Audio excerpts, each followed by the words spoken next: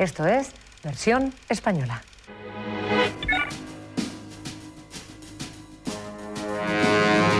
¿Qué andas repartiendo drogas, no?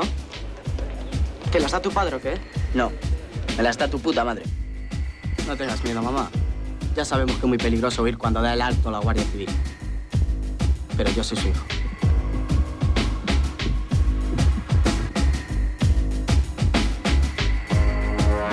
Mi vida es banal, mi marido es banal. Llevo 48 años arrastrando mi culo banal por este mundo. ¿Y todavía me preguntas que si sé lo que es banal? Estás casado con la reina de Banalia. Bueno, no exageremos. Tu culo no está nada mal. ¡Acción!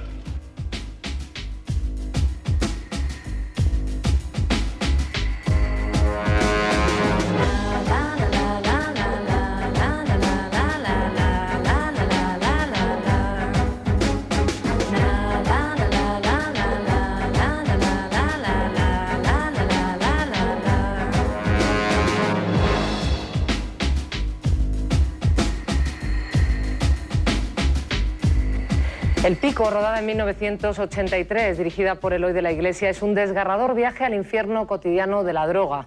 Y el cortometraje Las buenas intenciones, rodado en el año 2000, dirigido por Javier Kun, nos muestra un mosaico de vidas rotas alrededor del tema de la bondad.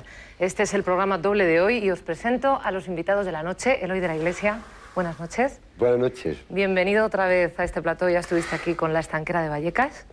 Así es, estoy encantado de estar otra vez con vosotros. Igualmente, Eloy. Eloy de la Iglesia, antes de retirarse durante un tiempo del mundo del cine, le dio tiempo a rodar 20 películas en 21 años. Títulos como Navajeros, Colegas, El Diputado, La Estanquera de Vallecas, La Mujer del Ministro. Y hace muy poquito pudimos ver en la primera de Televisión Española su particular y personal revisión de Calígula. José Manuel Cervino, buenas noches. Hola, buenas noches. Bienvenido otra vez también. Actor que interpreta en la película al comandante de la Guardia Civil, Evaristo Torre Cuadrada, ni más ni menos, un apellido... Sí.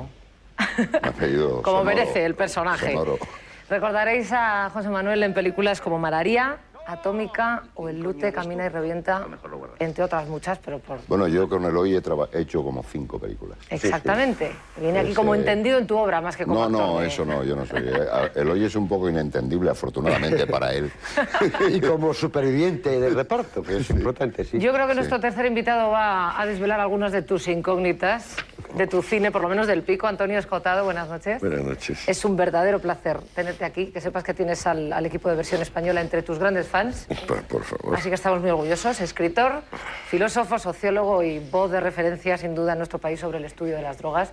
Autor de libros como Historia General de las Drogas, Aprendiendo de las Drogas, Caos y Orden, por el que recibió el premio Espasa de Ensayo 1999. Muchas gracias a los tres por estar aquí esta noche para... Permíteme una corrección. Ya sabes, Dime, soy por incapaz supuesto. de corregirte. Por supuesto, Eloy. Que Escotado no es una referencia a nuestro país. Yo creo que su historia general de la droga es una obra fundamental en la bibliografía mundial sobre ese tema. Sí, señor, sí, señor. Perdóname la corrección, Aceptada pero la corrección. creo que sí. Aceptada, aceptada. Eso ha hecho que baje la cabeza el aludido. Humillado. Pero profundamente aceptada, desde luego que sí. Pues estamos aquí hoy para revisar esta película que es nuestro comprometido y desgarrador clásico popular de enero.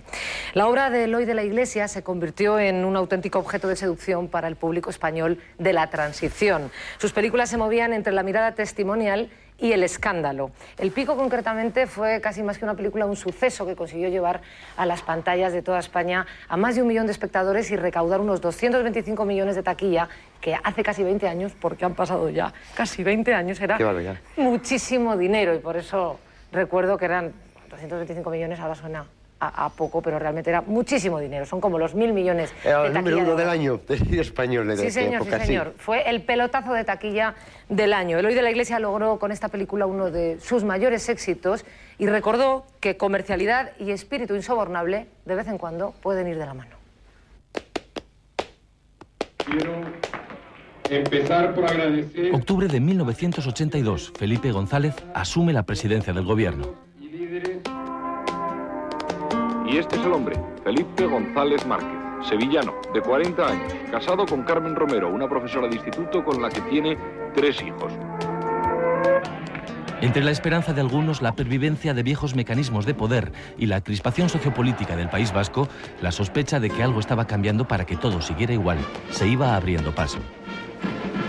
No podemos consentir que esos corruptores sigan actuando impunemente, por mucho que les protejan todas esas leyes democráticas. Cuidado, cuidado.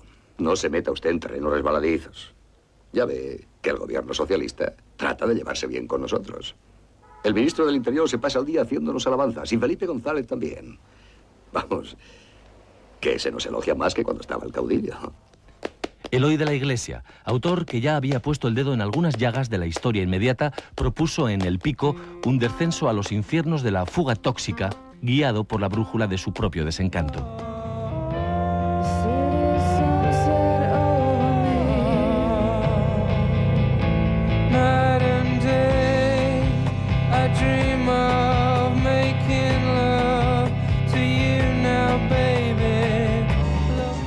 Como esto no hay nada, tío. Ni el chocolate, ni las anfetas, ni los tripis, nada. Tras ahondar en los universos de la marginalidad con títulos como Navajeros y Colegas, el cineasta abordó en El Pico la historia de una adicción sin vuelta atrás que en esta ocasión florecía en un hogar de clase media. Llevo varios meses inyectándome. Soy heroinómano. Los 80, años de despenalización del consumo de drogas blandas, también fueron la década en la que la adicción a la heroína alcanzó en España sus proporciones más alarmantes. Pero Eloy de la Iglesia, sin sermoneos ni tremendismos, no estaba hablando únicamente de un problema social de hondo calado. ¿Pero qué vas a hacer? ¿No lo ves, loco? Me voy a preparar un pico. Las diferentes formas de la adicción y los caminos no necesariamente marginales y tortuosos, a través de los cuales el individuo puede acabar perdiéndose a sí mismo, eran el verdadero tema de El Pico. Eloy de la Iglesia no sucumbía a la demagogia. Su película describía de primera mano la frustrada conquista de un espacio de libertad interior. El Pico es una película basada en hechos reales y cuyo éxito pues, permitió que al poco tiempo se rodara El Pico 2, que fue también otro éxito de Eloy de la Iglesia. Eloy, en tus películas el contexto sociopolítico español siempre ha tenido muchísima importancia. En esta, concretamente, la acción se abre durante la investidura de Felipe González y se ubica además en un País Vasco marcado por la crispación. A mí me gustaría que nos contaras de dónde nace la necesidad en Eloy de la Iglesia de contar esta película, de contar esta historia y de llevarla al cine. Bueno, esa pregunta ya sabes que es la pregunta que siempre se hace y que nunca se sabe responder. Quizá porque no hay una respuesta a ello. A mí me interesaba en aquella época mucho el fenómeno emergente, porque era un fenómeno emergente en España, de la droga. Bueno, de la droga, entre otras muchas cosas que subyacían debajo de eso, ¿no? Entonces, bueno, situarlo en el País Vasco me parecía que le daba una fuerza especial porque era una situación que, a pesar de que hemos hablado de los 20 años, sigue siendo bastante igual. Y, bueno, en la película creo que se plantea tres temas que son, por un lado, tres temas fuertemente adictivos y bastante nocivos. La familia, las fuerzas de orden público y la heroína. Y la heroína. Sí, señor, lo has definido estupendamente. José Manuel, hoy me da, sin querer te voy a llamar Cervino. Llámame Cervino. Te llamo claro, Cervino. Me llama todo el mundo. Te llama todo el mundo Cervino y me suena muy raro Cervino, llamarte José Manuel. Pues es como en el colegio, por el apellido. Pero bueno, te llamo Cervino. El título de la película obviamente juega un doble sentido. Por un lado, sí, porque es el pico de la de droga la heroína y el pico del picoleto, picoletos. que es tu personaje, que es uno de los protagonistas y es un personaje que va cogiendo un peso específico enorme a medida que avanza la película, ¿no? Como él decía, tres temas altamente nocivos y trata Eloy de una manera muy directa y muy realista temas muy duros y muy dolorosos. ¿Por qué crees que una historia tan sórdida, sin concesiones, se convirtió en una de las películas más taquilleras del momento. ¿Por qué crees que suscitó tantísimo interés? Hombre, yo creo que la película en ese momento, y creo que aún ahora, plantea temas que están en la sociedad vivos y candentes, ¿no? Primero, por encima de que... Bueno, esto voy a discutir con él. De que el personaje sea guardia civil, hay una función que es un rol asumido, que es el de padre, que es un rol aprendido, heredado y que él lleva hasta las últimas consecuencias, incluso pasando por su condición de funcionario, ¿no? Y eso es un tema muy importante, el rol que tú asumes en la sociedad por encima de ti, que no es tuyo, ni te lo has asignado tú, sino te lo han asignado otros. Luego el tema de la droga es un tema muy complejo y preocupante para la sociedad española. Y luego tiene una cosa que creo que es una característica de todo el cine del hoy, que es su mirada sobre lo marginado, sobre lo marginal.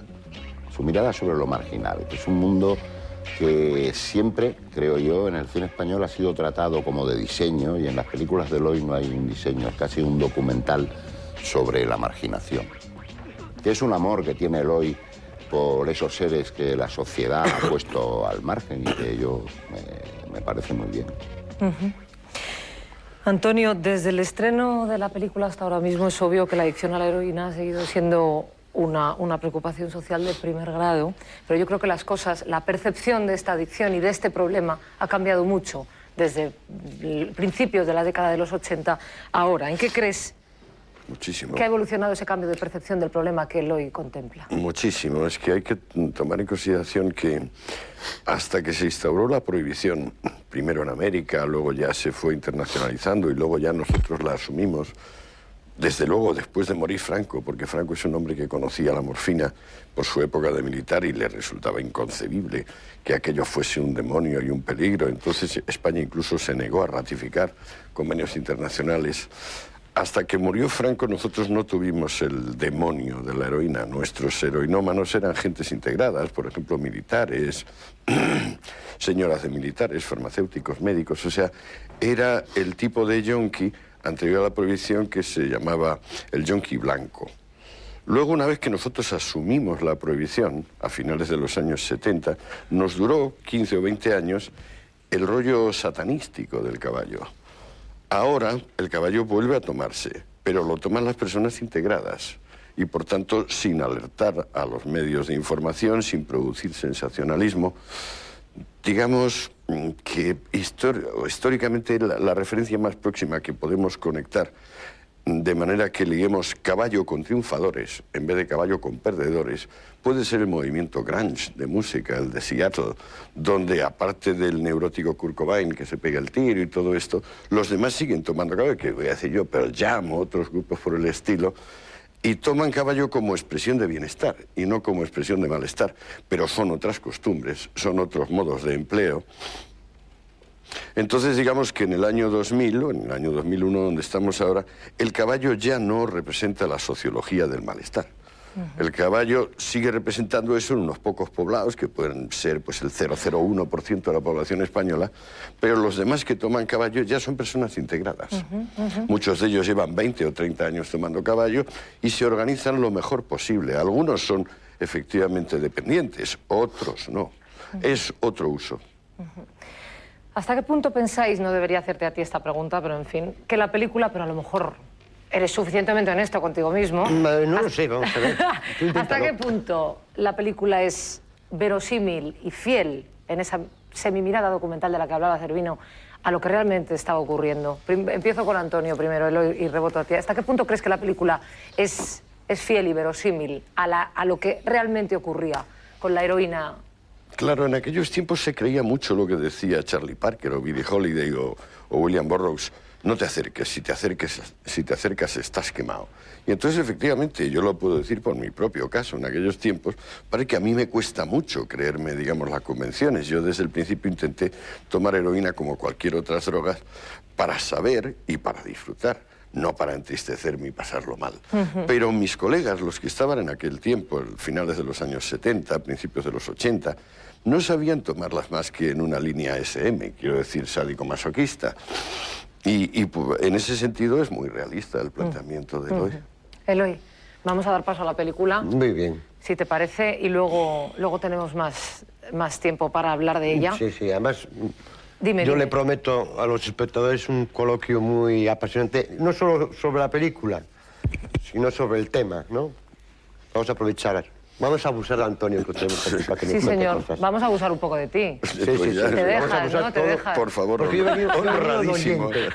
Yo he venido de oyente. Y Servino, bueno... También, de oyente. También Perdonadme, es de oyente. pero no os pienso dejar. Vais a hablar Bueno. aquí, vais a hablar, aunque sea preguntando, Bien, bien, bien. Levantaremos la mano con... Vamos a ver la película, si os parece. Simplemente recordar, si no me equivoco, Eloy, esta película abrió la sección oficial del Festival de San Sebastián de aquel año y Caray, ya fue que sí, abrió. tremendamente polémica. Caray, Es decir, desde el momento en que pisó su primera pantalla grande, la película armó un revuelo excepcional. Y yo creo que, desde luego, un coloquio con Antonio Escotado tiene el pico. Os dejamos ya con esta película, un trabajo que desde nuestro punto de vista huye de sensacionalismos y moralinas y que aborda una historia tremendamente humana movida por la tragedia. Nos vemos al final de esta sobrecogedora crónica de una adicción que no ha perdido ni un gramo de vigencia emocional. Y como siempre, vamos a hacer este viaje sin un solo corte publicitario. Nos vemos ahora. En breves momentos, Nestlé les ofrecerá la película sin interrupciones.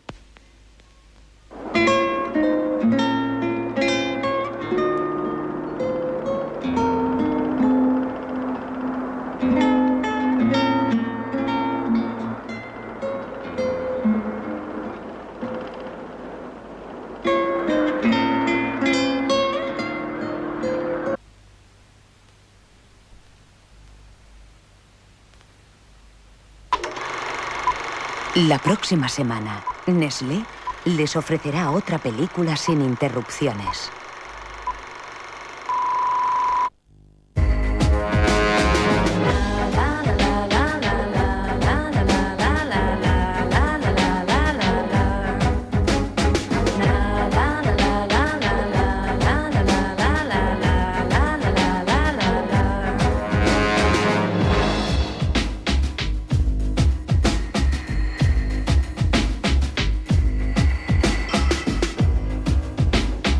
Un final amargo y abierto que nos deja la cabeza llena de preguntas que por suerte en este coloquio a lo mejor podemos responder. Aquí seguimos con Eloy de la Iglesia. Buenas noches otra vez. Buenas noches. José Manuel Cervino, buenas Hola, noches. buenas Antonio Escotado. No tan amargo, el final lo Ahí veo muy estamos. positivo. Lo veo muy positivo, digamos, triunfa la relación filial. Sí, sí es verdad, sí es verdad. Es un poco peligroso para un comandante de la Guardia Civil tirar una pistola a una playa del País Vasco con las huellas dactilares. Yo Y- también lo pensé, Eloy, que Pero bueno, son detalles con de- tricornio incluido, digo, Sí. pero bueno, eso llegará a algún puerto, en algún momento les van a pillar No, seguro. pero no van a estar juntos porque el peso respectivo, el tricornio flota y tal un poquito, y la pistola de flotar nada. La pistola no flota nada, pero bueno, la sal quizá borra cualquier huella dactilar. ¿Estaba ya implícita en esas últimas imágenes la posibilidad de rodar una secuela? No. ¿O fue el éxito de taquilla y el éxito de la película lo que...? No, tampoco fue el éxito de taquilla exactamente. Es que es bastante más complejo. Haciendo la película, el tema me interesó demasiado. Entonces creí que debía continuarlo. Continuar. Sí, porque claro, cuando hice esta película había una serie de cosas que no sabía. Por ejemplo, el mono que se ve, pues es un mono muy tópico, muy Cierto, se cinematográfico. parece más a un No mono es- de halcón. no está, no sabía yo cómo era un mono de heroína. Entonces luego en la segunda versión, pues ya saben esas cosas más corregidas. Pero incluso la muerte del joven es demasiado rápida. Porque un mono, pues, digamos, la heroína no mata así. Un adulterante de la heroína podría matar así. Un shock insulínico, por ejemplo. No suelen ser adulterantes los que matan, ¿no? Claro, no, normalmente. Sí, porque la sobredosis yo creo que es un mito. No, si no, entraría, digamos, en un progresivo coma respiratorio. Claro. Y si se le saca, pero digo, con horas por delante. Así murió, por ejemplo, Víctor Palomo, el extraordinario conductor de motos, campeón del mundo y campeón del mundo de salto y de esquí acuático y eso. También pues porque se olvidaron, ¿no? Se fue entrando progresivamente en una insuficiencia respiratoria, pero esto de que viene el yonki, se pincha y muere... Pero la verdad es que suelen morirse así. Pero debe ser por eso. Pero porque está adulterada. Pero una cosa, Eloy, pero la heroína adulterada también puede ser esnifada o no puedes morir por heroína. Es muy difícil. El esnifado es muy difícil. Muy difícil. Es muy difícil. Sí, o sea, la muerte siempre es intravenosa. O fumado. Por sobredosis es muy difícil morirse... Curiosamente, las muertes por sobredosis suelen ocurrir cuando alguien está acostumbrado a tomar una heroína de muy baja calidad y de repente, por vía endovenosa, se mete una cantidad de heroína pura. Y eso suele a veces producir una sobredosis, pero no es habitual. Normalmente son procesos... por adulteración. Adulteración, sí. Pero por la nariz notas, o sea, notas que te sabe a matarratas, ¿no? Eso dices al camino. Notas el corte no pongas tanto matarratas porque es que... Porque me molesta. Claro, pero por la vena, a lo que se ve, yo por la vena nunca lo he probado, afortunadamente, pues no se debe notar. Entonces, claro... No, claro, por la vena debe ser muy difícil. No, por la vena sí llega a la garganta. A la garganta. Llega a la garganta el sabor. Pero tarde. De inmediato. Igual que si te pinchas por la vena, por ejemplo, whisky o alcohol. ¿Te llega el sabor? Llega inmediatamente. ¿Te llega el sabor de la cosa adulterada? No. Te llega el sabor de lo que te has metido. De lo que fuere. Si te pinchas cocaína, el sabor de cocaína. Ya. Te llega el sabor de lo que te has metido. Pero claro, lo que pasa es, hablando del efecto nocivo, por la nariz es más fácil que lo expulses, que lo vomites. Por la vena es que ya no... Ya no hay forma de sacarte. Ya, que no hay forma de sacarlo. Bueno, reconduciendo un poco a la película, yo quería, José Manuel, hablar un poco de tu personaje. Como apuntábamos en la presentación, empieza de una manera más colateral, digamos, porque el protagonismo lo tiene, está centrado en los dos chicos, sobre todo en el chico, José Luis Manzano, y de pronto el padre empieza a coger un protagonismo muy fundamental y empieza a vivir una especie de viaje interior, que es lo que yo quisiera que me hablaras. Sí, es el protagonista de la película. De ese viaje interior del padre y de esa evolución que me parece muy interesante, de cómo empieza. Sí. Al principio... y la madre es yonki, pero yonki de morfina. Yonki clínica, ¿no? O sea, no es... Yonki con prescripción. Es enferma, ¿no? La madre es enferma. Es enferma. El viaje de este padre es un hombre que deja de ser más o menos un probo funcionario y asume el papel de padre y marido hasta sus últimas consecuencias. Quiero decir, el imaginar en un momento determinado en el que se desarrolla la historia, porque la historia tiene una cosa muy concreta, tiene fecha. No pone Euskadi 1982. Casi. Pero al salir en la primera foto, en los primeros fotogramas, la vestidura, sabemos que estamos en 1982, que estamos en España y todo lo demás.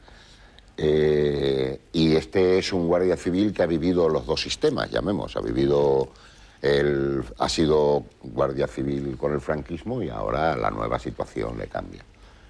Entonces, este hombre asume su papel primero de marido sacrificado por la enfermedad de su mujer. Quiero decir, no se ha dado a la bebida ni a los puticlubs porque su mujer está mala, sino está cuidándole, le pone inyecciones. Es un buen hombre que ha asumido totalmente su papel, primero de guardia civil y luego de padre. Y yo creo que está por encima luego el papel de padre, la relación paterno-filial y la relación marital con su mujer, la que tiene, es lo que domina a este personaje. Completamente. Sería un héroe trágico si no fuera que no se muere. Sí, que se llega a morir en la película hubiera sido un héroe trágico prototípico. Sí, porque tiene mucho que ver con los outsiders de serie negra clásica. Esos policías que van vulnerando sus valores, sus propios códigos. Porque se van metiendo de una manera personal fundamental en el conflicto. Hombre, es que su entonces papel, van viendo él lo dice en la película, es falta muy grave lo que estoy haciendo, se lo dice al batasunero aquel. Códigos, ¿no? Su código él lo transgrede porque él cree mucho más fundamental en su vida familiar que su vida. Es capaz de hablar con un dirigente aversale y de establecer casi una relación unidos por el mismo sufrimiento, ¿no? Como si fuese una empatía que hay ahí entre los dos. Llegan a entenderse. Hombre, porque salta esa empatía hacia el amor, en definitiva, salta cualquier diferencia ideológica, por supuesto, ¿no? En un momento dado, en la vida. Pero yo lo que creo que hace, que es fundamental y que está por debajo y por encima, es la corrupción institucional que le hace darse cuenta de muchísimas cosas de las cuales no había sido consciente y hasta que no asume el otro papel, claro. Y de pronto dice, pero bueno, y se da cuenta, se mete, que es un personaje al principio un poco ingenuo en ese aspecto, porque de pronto se da cuenta de que su teniente Alcántara. Sí, Alcántara. está metido en todos los fregados habidos y por haber y se conoce a todos los camellos y sabe perfectamente que el cojo pasa de todo y realmente esa corrupción... Un personaje que parece que era real en Baracaldo. Hubo un cojo... Ah, sí, está basado en un personaje real. Sí. Pero que murió de esa forma también, tan dramática. Sí, murió de una forma parecida, sí. Pero que lo de la corrupción institucional a mí me parece que también es una cosa de la cual tú has hablado mucho también en las entrevistas, al leer sobre ti, es una cosa recurrente también. Bueno, es que tú comentas constantemente. Cada vez que estableces una prohibición así por motivos morales, como la prohibición de ciertas drogas, o la prohibición del alcohol, o la prohibición de la pornografía, o la prohibición... Todo eso que se llaman crímenes sin víctima, lo que haces es corromper a las fuerzas del orden. O sea, digamos, eso es automático, pero no ahora, también en tiempos de la Inquisición contra las brujas. ¿Quiénes tenían los pócimas y los suntos? Los alguaciles. Es decir, cogían a los brujos, se quedaban con las pócimas y las revendían. Solo cuenta Laguna, que era el médico de Carlos I, vamos, o Carlos V, como lo queremos llamar, y el del Papa Julio II, que se hizo la traducción del Dioscórides, y ahí dice, si se quieren drogas de las de los brujos, lo mejor es ir a los alguaciles. Y el teniente Alcántara es un alguacil del siglo XV trasladado al siglo XX, ¿sí? Final del siglo XX. Exactamente. En una de tus entrevistas contabas que hay una condena de la Audiencia Nacional en el 97 o algo así a toda la cúpula mayor de... Ah, no, claro, por supuesto, a la cúpula de la Guardia Civil Antidrogas, sí.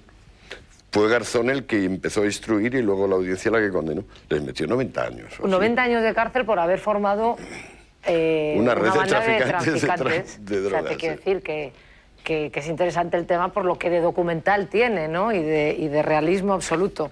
Eloy, hay un momento en la película en el que José Luis Manzano hace una especie de apología, entre comillas, de la heroína al personaje de Quique San Francisco, un personaje también fundamental en la historia, y que empieza a contar pues que te da la paz que normalmente el ser humano busca y que consigue que te quedes tranquilo. Y hablo de esto porque justamente ese pequeño discurso hace que El Pico esté lejos de ser una película moralista y unidireccional en su opinión sobre la droga, a la cual el cine nos venía estando acostumbrados, ¿no? Nos tenía acostumbrados. Entonces, te quiero preguntar si hasta qué punto tu experiencia personal y tu experiencia directa hacía que no tuvieras una opinión maniquea, intolerante hacia cualquier tipo de adicción, sino que pudieras poner diferentes puntos de vista en el guión de esa película. O sea, igual que un chico se engancha y muere de sobredosis, el otro protagonista consigue desengancharse y además en un momento dado de la película pero además habla de los placeres de la heroína. Por otro lado, lo que sería pues absurdo y eso sí que sería antinatural es que la gente llegara a una adicción de algo que no le aportara placer. Perdón, no, es el caso de la metadona. Ese es el caso de la metadona. Claro. Realmente, que es una droga que no da placer, lo único que da es adicción completa. Pero es que hay que darse cuenta también que la metadona no da ningún tipo de sensación eufórica. A veces, si la mezclas con Valium y alcohol y cosas de esas, pudiera ser, pero necesitas adicionarle cosas. Pero también es cierto que con la prohibición ha prosperado la idea de un fármaco que, aunque no dé gusto, pues te engancha. Y entonces, al estar enganchado, tienes una excusa frente a tus familiares, frente a la sociedad en general, en posición profesional. Pero esto es nuevo, claro. Hasta que la prohibición, y sobre todo en España se asimiló la prohibición, las personas tomaban las drogas que les daban un gusto, de una forma o de otra. Gusto, o sea, de euforia. Sí. ¿Hasta qué punto se alimenta la película de experiencias personales? ¿Hasta qué punto llenas ese guión de...? Pues en el caso del Pico, uno, las experiencias personales eran muy incipientes. Pero había más que... En el Pico había más curiosidad que experiencia. Más curiosidad que experiencia. De todas formas, lo que sí es cierto es que todo un grupo de gente, de amigos, bueno, pues a partir de los... Curiosamente, eso es una cosa que me gustaría saber también la opinión de Antonio.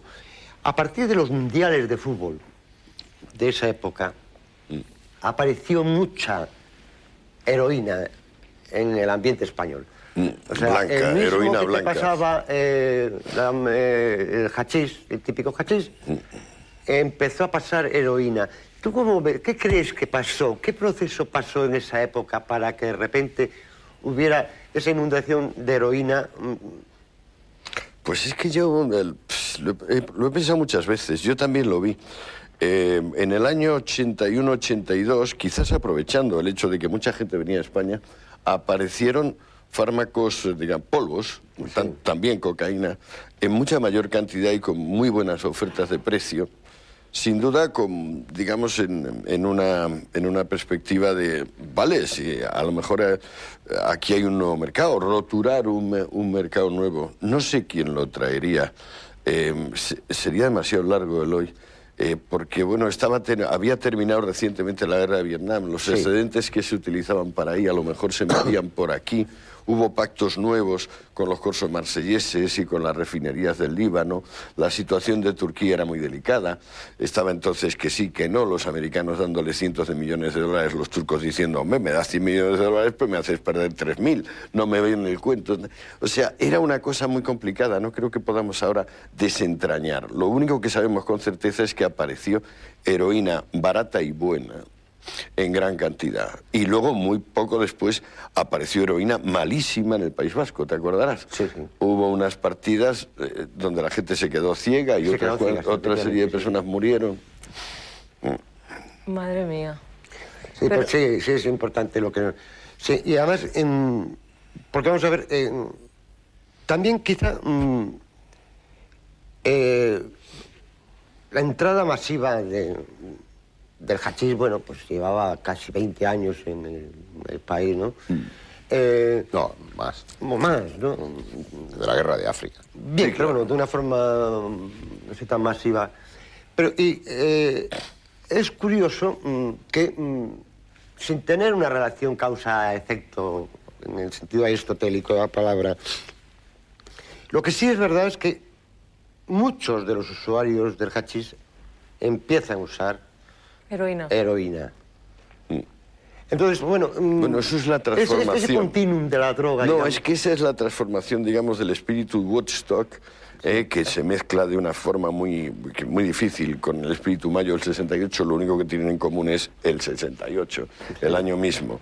Pero, digamos, los americanos llevan un rollo de pasar de la sociedad, dedicarse más al sexo, procurar investigar el conocimiento.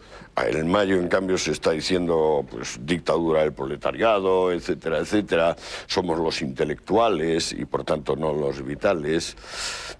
Y entonces la gente de Mayo tiende más al caballo y la gente de Woodstock tiende más al ácido. Los que tienden más al ácido se van más al campo, forman comunas, digamos, hipiosas, mientras que los otros ya se enquistan en la estructura de vinilo y asfalto de las ciudades y son los que van a lanzar seriamente el caballo en uso europeo, frente a lo que antes se usaba, porque es que, claro, ¿quién usaba caballo, mejor dicho, morfina en Europa a finales de siglo? Pues lo usaba Wagner, lo usaba Bismarck. Un poco antes lo usaba Goya, lo usaba Goethe, Freud. O sea, se usaba el caballo, se usaba el caballo para trabajar mejor. A partir de la prohibición se usa el caballo para justificarse que uno no trabaja, que uno no cumple, que uno pide sin dar, que uno recibe con ingratitud.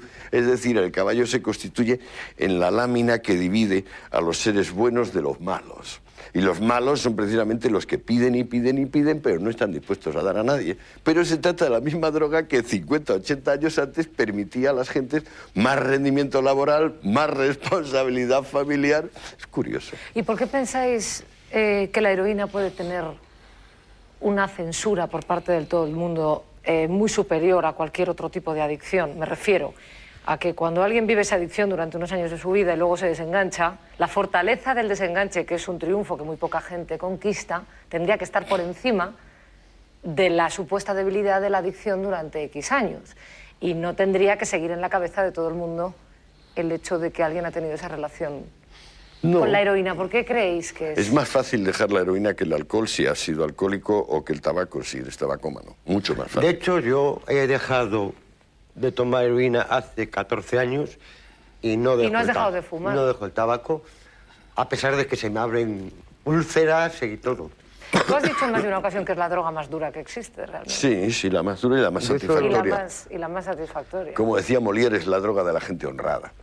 Sí. Y aparte de que te da lo que pides, humo. Exacto. No le pides otra cosa. No, es que si fumas lento es sedante, si fumas rápido es estimulante. Y además ya sabéis, bueno, tú sin duda, que el problema del tabaco, de la nicotina, es que no lo puedes tomar más que por impulsos que lleguen al cerebro, impulsos, es decir, no se puede ni beber, ni tomar, esos chicles, eso no funciona, porque tienen que ser esos pulsos discontinuos, catastróficos, ¿no? Como diría Reletón, que te lleguen al cerebro, que por eso se fuma. Sí, además Chekhov tiene una cosa sobre el tabaco que dice que es el único placer que da lo que pides, que todos los demás sueñas que te dan una cosa y te dan otra, y el tabaco te da lo que le pides, que es humo. Oye, una cosa, Cervino, reconduciendo un poquito a la película, porque de vez en cuando a ti, a Eloy solo le gustaría que habláramos con Antonio, pero yo de vez en cuando reconduzco porque hay muchas cosas que son muy interesantes y que el público quiere conocer. José Luis Manzano era un actor natural, profundamente intuitivo, y me gustaría, desde tu punto de vista de actor, también, que trabajó con él durante ese rodaje. En varias ocasiones trabajé. En varias ocasiones, sí, en colegas que yo hacía. ¿Cómo fue ese trabajo y qué tipo de actor era y cómo trabajabas con él? Lo que pasa es que el fenómeno de ser actor es un fenómeno que últimamente se ha intelectualizado mucho en el sentido de racionalizar. Entonces, como los actores son, o somos, o debemos ser unas especies de medium que no usamos la razón, sino una serie de sensaciones, quiero decir, y tal, eso está al alcance teóricamente de todo el mundo. Teóricamente, sí. Teóricamente de todo el mundo. Que luego igual la cámara te impone y no... Todo el mundo representa, todo el mundo tal. Entonces, José Luis era un chico que tenía esas condiciones innatas de representar personajes y de representarlos con naturalidad y normalmente. Quiero decir que había llegado al final, sin pasar por el principio, de adquirir una técnica, racionalizar el oficio y todo lo demás. Por lo demás, sus resultados eran espléndidos, o sea que lo importante es que el resultado sea espléndido. Ahora es curioso que terminó mal, por lo que me ha dicho Eloy, y muchos otros protagonistas de películas parecidas. Por ejemplo, me parece que hay una de Saura que se llama Deprisa. Sí. Casi también todos los protagonistas de este tipo de películas que pues José Antonio de la Loma también ha venido al programa con Perros Callejeros. Se lo creen, ¿no? Es como si se lo creyesen, Cayetana. Pues Eloy nos puede contar mejor, yo no lo sé, pero da un poco de angustia ver la película y ver que... Dejasen de ser actores y pasasen a asumir ese papel como... Es que precisamente esos actores naturales no tienen la facilidad de desengancharse de los personajes que tienen los actores profesionales, ¿comprende? Sería terrible que hiciera Calígula un actor y siguiera siendo Calígula después. Si es un actor profesional, se desprende a los... Ya, pero bueno, un actor no tiene, porque haga de heroinómano, no tiene por qué pincharse, quiero decir, eso es una actividad que realizaría independientemente de... En esos actores naturales yo creo que la implicación anímica con el personaje está sin filtros profesionales, no tiene un filtro que diga esto es esto y esto es lo otro, o sea, se han lanzado a tumba abierta ahí. Y eso puede cazarlos, definitivamente. ¿Pero tú crees que fue una cuestión de causa-efecto con el personaje en el caso de José Luis? Pues no lo sé. Hombre, por ejemplo, es curioso, en esta película, en el Kiko, pues la mayoría se han muerto, y se han muerto de eso. Pero hay otras, por ejemplo, como el caso de Colegas, donde se han muerto todos.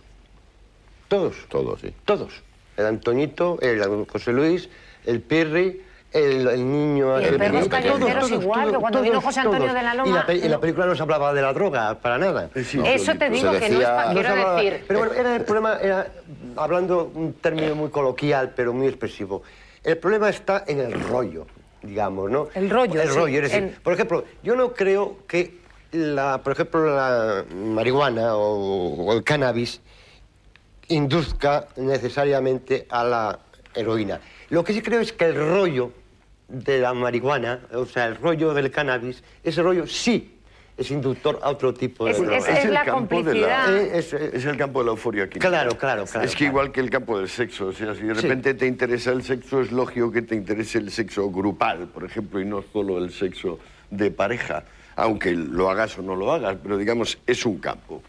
Y entonces, sí. Es un y campo eso, de digamos, experimentación. funciona como un atractor, o sea, es como una cuenca de atracción, Un y atractor entonces tiendes extraño a ahí. tomar todas las cosas que produzcan euforia química, aunque tengan bases diferentes y efectos diferentes. Es así. De todas Antes maneras, habías hablado tú de esto de los animales superiores.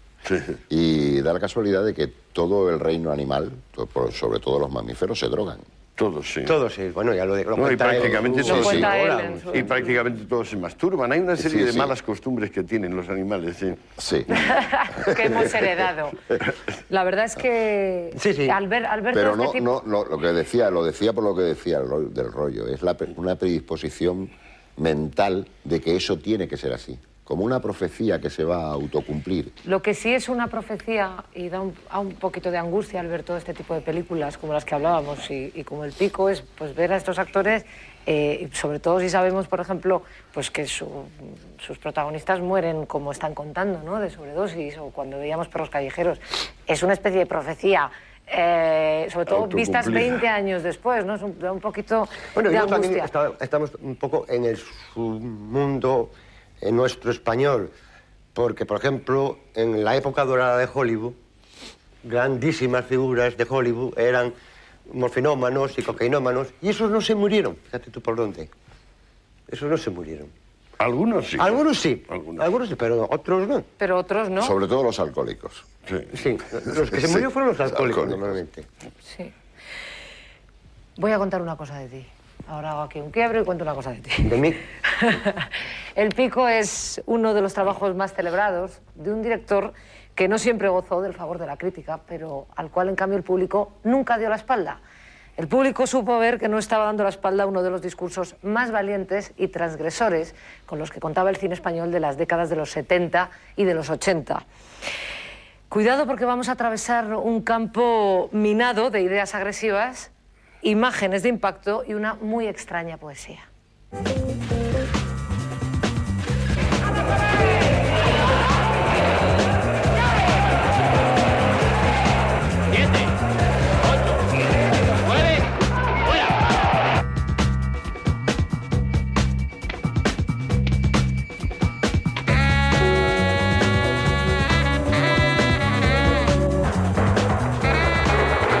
Solo hay una forma de humanizar el boxeo.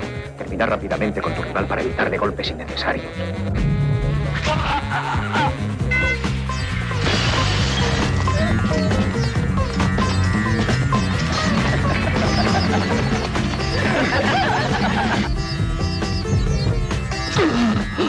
Aunque el Departamento de Policía sigue sin comunicar nada de forma oficial, se supone que nos hallamos ante un desequilibrado mental o un sádico enfermizo de tendencias homosexuales.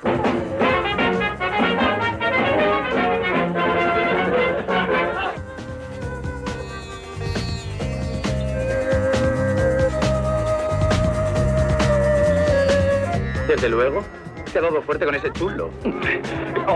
Tu problema no disminuye en absoluto tu virilidad. ¿No es así? Pues adelante. No comprendes. Lo bonito de este juego es que sea un juego completo. ¡Se acabó el juego! Salid despacio con las manos en alto. ¡Os está hablando la policía! Pues esto es lo que voy a hacer, irme de esta casa, irme pero ahora mismo. ¡Eso, vete! Y a ver cómo te buscas la vida con ese golfo. ¿Y ahora qué? ¿Eh?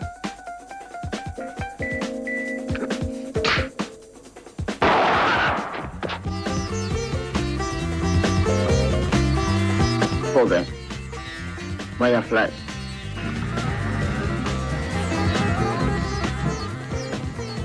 Está bueno el perico este, ¿eh?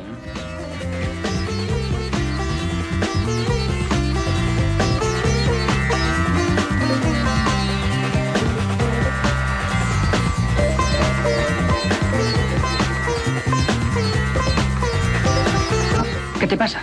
Nada, que me ha atravesado la vena. Joder, ya te dije que me dejaras ayudarte. En el culo también crema. Mucha crema. Me están entrando unas ganas de giñar, colega. Ya, tío, a mí también. Pero hay que aguantar, que ya falta poco.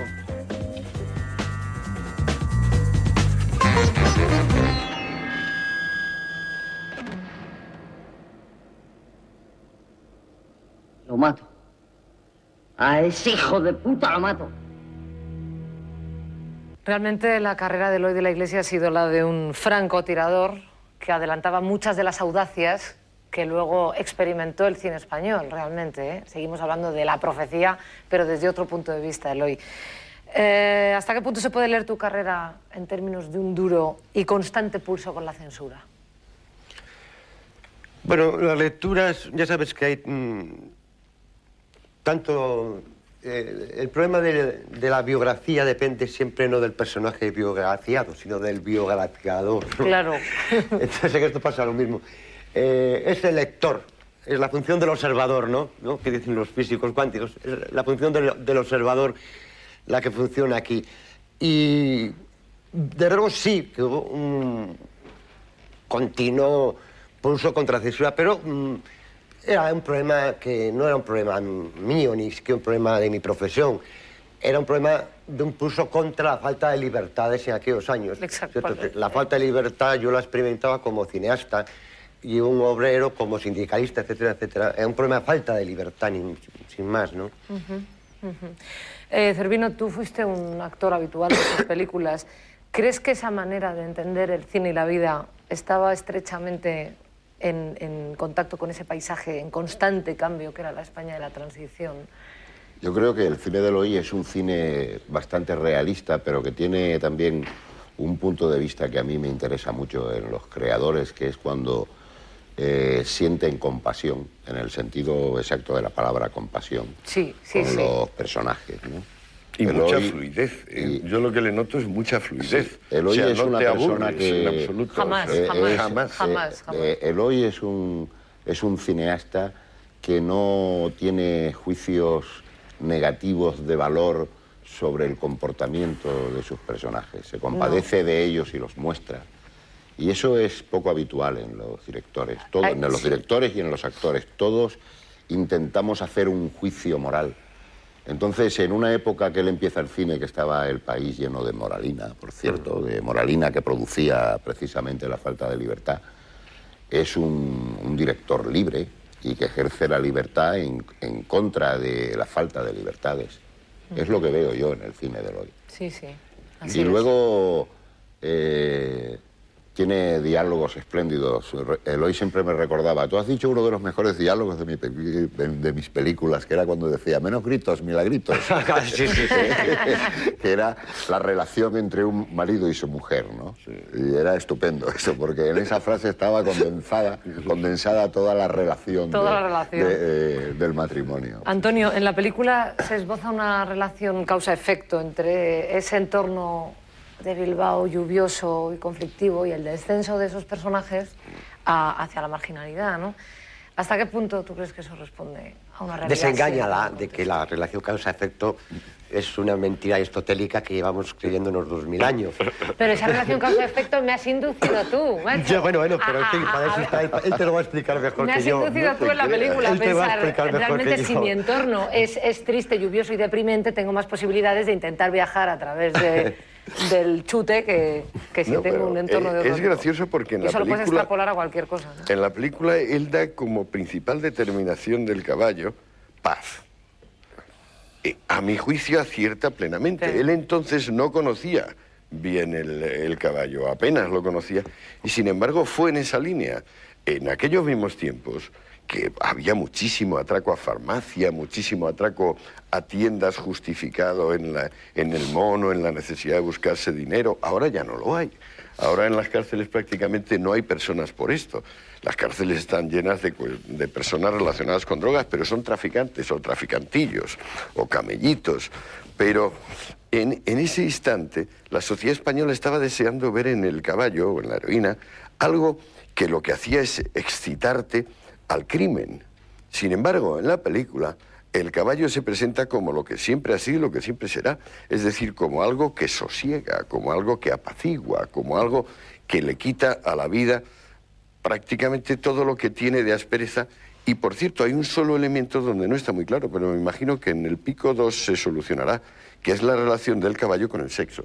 Un par de veces parece que hacen sexo con el caballo. Sí, en la medida en que la eyaculación es prácticamente imposible para hombres y mujeres, se puede hacer un día o 2 días hasta que el cuerpo, por espontánea reacción de decir, bueno, como no voy a terminar, pues no empiezo. O sea, se tarda 1, 2, 3 veces en descubrir eso, pero el cuerpo lo descubre